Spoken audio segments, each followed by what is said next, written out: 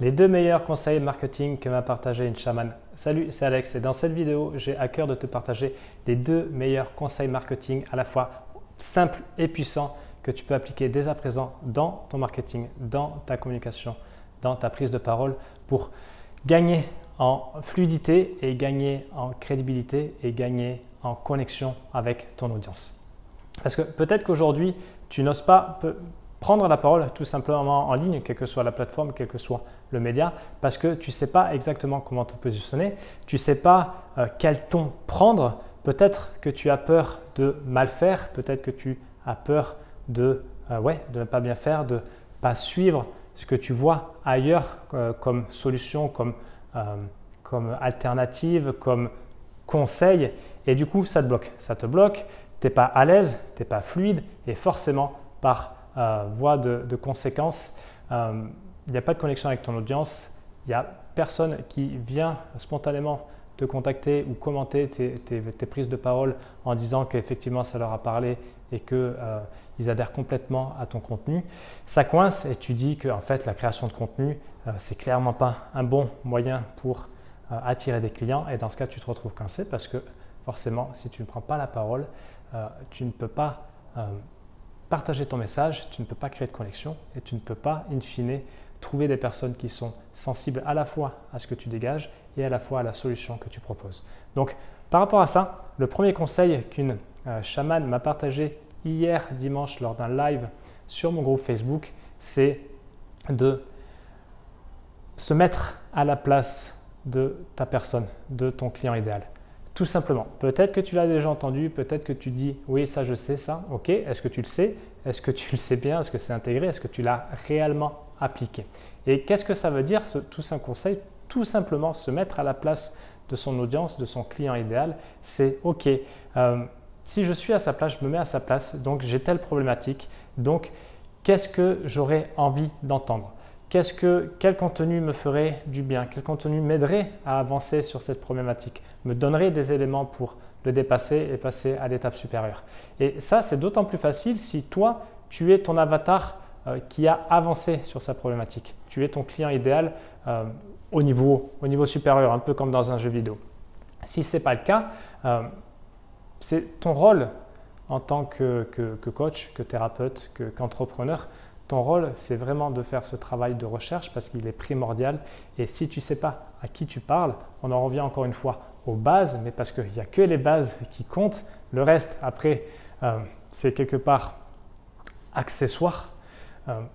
Si tu t'en tiens pas aux bases, qu'est-ce qui risque de se passer? Il risque tout simplement de se passer pas grand-chose, ou alors à la force, au forceps, ou alors de viser complètement à côté. Donc vraiment, ce conseil de se mettre à la place de l'autre, de sa personne, il y a un acronyme anglais, donc je vais te le donner, qui dit « What's in it for me ?» Qu'est-ce qu'il y a pour moi? Cette question-là, je t'invite vraiment à te poser la question sur chaque pièce de contenu, chaque étape, par exemple, dans ton heure de vente, sur la page de ton site, par exemple, « What's in it for me ?» Ok, ton client idéal débarque, imaginons, sur ton site, sur ta page de capture, sur ta pub Facebook, sur ton profil Facebook, sur ton groupe. Qu'est-ce qu'il y a pour lui? Qu'est-ce qu'il y a pour lui? Parce qu'on est tous égocentrés, donc il va inconsciemment et instinctivement se poser cette question, comme toi, de la même façon, tu le fais par exemple en naviguant sur YouTube. Peut-être que c'est comme ça que tu as cliqué sur cette vidéo et que tu l'as lancée. Donc, what's in it for me? Se mettre à la place de son audience. Et le deuxième conseil que m'a donné cette chamane, et ça c'est intéressant parce que on a eu un long échange, enfin un échange d'une heure qui était vraiment passionnant, que j'ai adoré, sur le fait de concilier spiritualité et faire du marketing qu'elle a qualifié spontanément elle-même de bienveillant. Et en fait, ce deuxième conseil est directement lié à ça, c'est le fait elle nous a partagé en fait s'adresser à son audience comme si elle parlait à une amie. Et ça, c'est vraiment capital parce que, et du coup, ça peut vraiment te réconcilier avec cette notion d'agressivité, de forcer les choses, de devoir mettre un masque, de tricher, de mentir, de ne pas être toi et du coup, d'être dans la résistance. Quand tu appliques ce deuxième conseil de parler à un ami, parler à ton audience comme tu parlerais à un ami, là, forcément, tout s'apaise. Tout ça pèse parce que tu parles à ton ami, qu'est-ce que tu lui veux à ton ami? Forcément, tu lui veux du bien, comme Marie, cet ami qui vous voulait du bien. Tu lui veux du bien, tu veux la rassurer, tu veux l'inspirer, tu veux la réconforter, tu veux lui donner des clés, tu veux lui dire qu'elle aussi, elle peut y arriver, tu veux lui montrer comment tu y es arrivé toi, tu veux lui partager ton expérience parce que tu sais ce que ça fait d'être passé par là, de vivre ces émotions-là. Et tout ça avec beaucoup de bienveillance, avec beaucoup d'amour, bien sûr. Et vraiment, quand tu gardes ça en tête, le fait de parler à une amie, ta communication, instantanément, elle devient beaucoup plus fluide parce que tu n'as plus peur d'être jugé.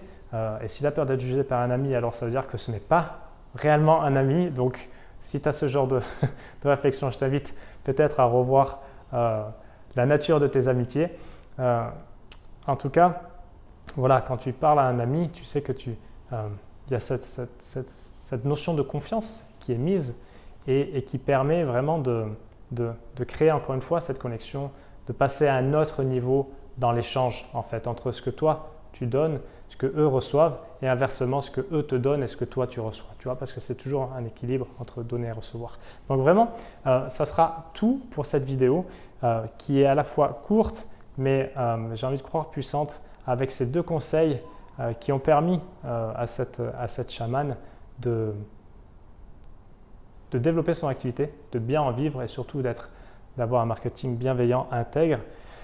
Et en fait, où elle s'exprime naturellement parce qu'elle sait à la fois ce qu'elle a envie de partager, elle connaît bien son audience et tout va pour le mieux en fait. Donc le premier conseil, c'est qu'est-ce qu'il y a pour moi, okay, se mettre toujours à la place de l'autre.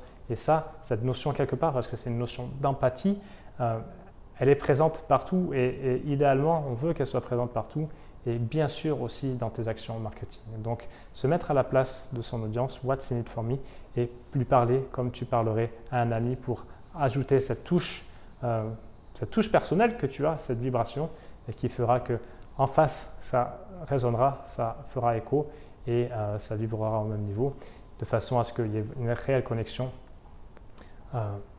et que tout le monde se retrouve gagnant. Voilà, je te laisse avec cette vidéo. Je t'invite à réagir en commentaire si elle t'a parlé et je te dis à très bientôt. Salut!